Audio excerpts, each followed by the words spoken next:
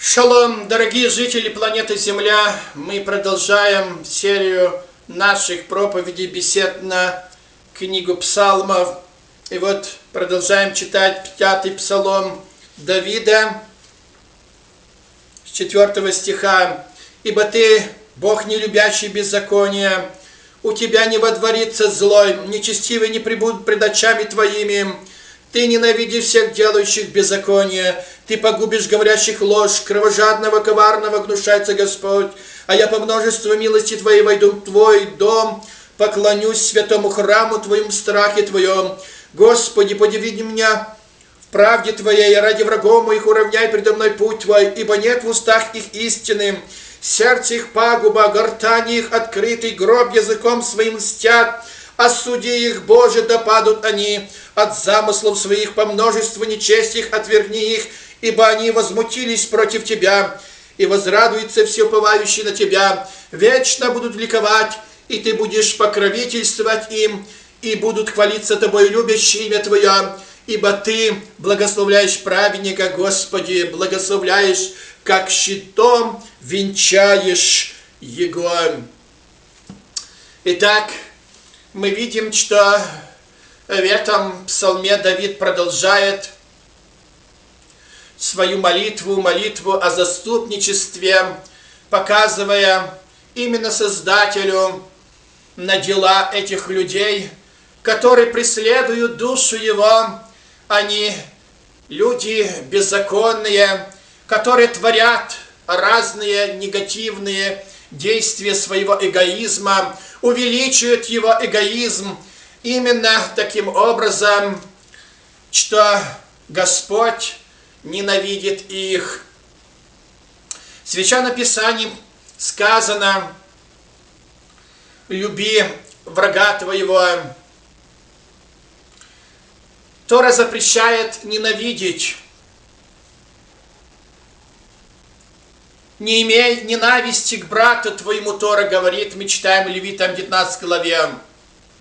Не должно иметь ненависти к брату, к врагу твоему, но если он в нужде, ты должен помочь ему. Но здесь идет речь, именно Давид говорит не о своих врагах, а о врагах Божьих,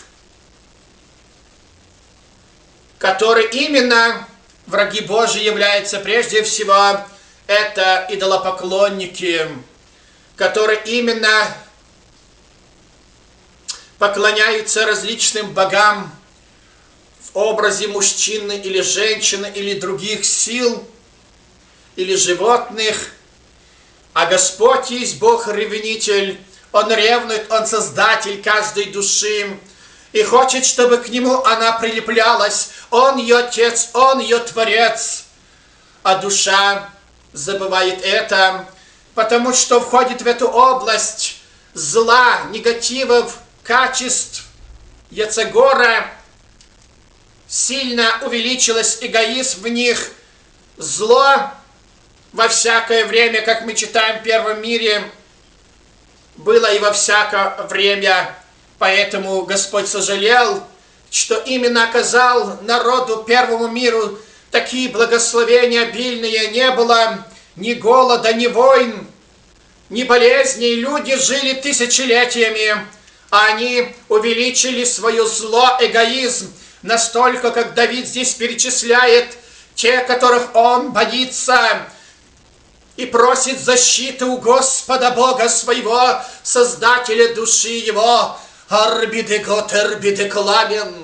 И вот эти люди имеют такой сильный эгоизм, что сказано в Бытие 6 главе: во всякое время постоянно их были мысли и помышления на зло. И вот здесь Давид показывает на этих, которые пытаются погубить его душу. Он показывает их зло, эгоизм, нечестие, яцегора, который они служат. И Господь сожалел, что оказал столько благодеяния к народу до потопа, а они делали ему, платили за добро злом. И тогда Господь видел, что люди не могут именно раскаяться. Он давал все условия, именно милость была больше дана им, но они далее творили зло, и Господу пришлось истребить в первом мире этих людей. Именно они сошли душою своей в ад, где происходит чистка, стирка их душ.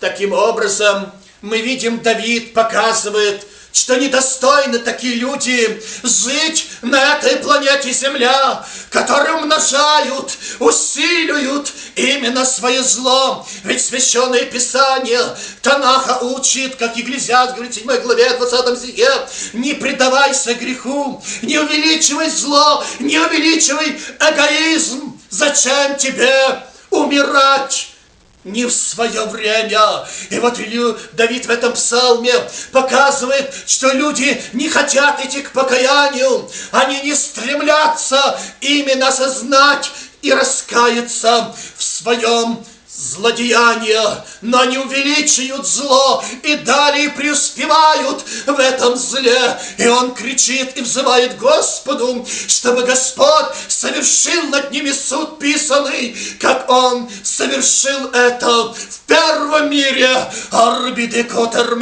чтобы здесь, в втором мире, совершил этот суд. Праведник взывает, потому что эти злодеи, они не только умножают свое беззаконие, но они отводят и других людей, и сворачивают их из пути правды, пути истины, они отводят их.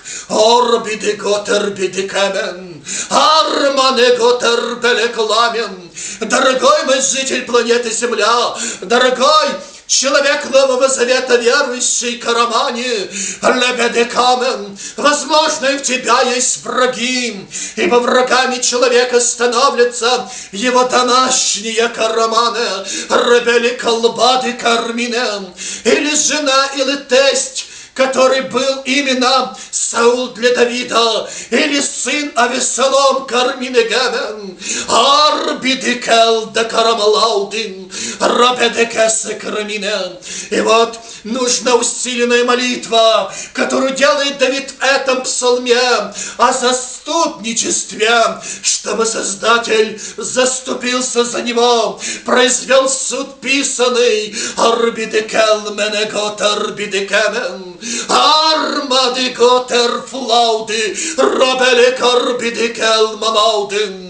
Готер бидикемен, но наш любящий Отец, Он много милостив, Он долго терпит и не желает, чтобы кто-то погиб, но ждет, чтобы он пришел к покаянию. Робедекетер гламане, готер бидекесель клабикотен, арбидекел бидешламен. Поэтому крепись, дорогой житель планеты Земля, Готерманикемен. Господь наш есть Бог, судья праведный, как Авраам говорит, поступит ли судья справедливый именно не так, как должно поступить по правде.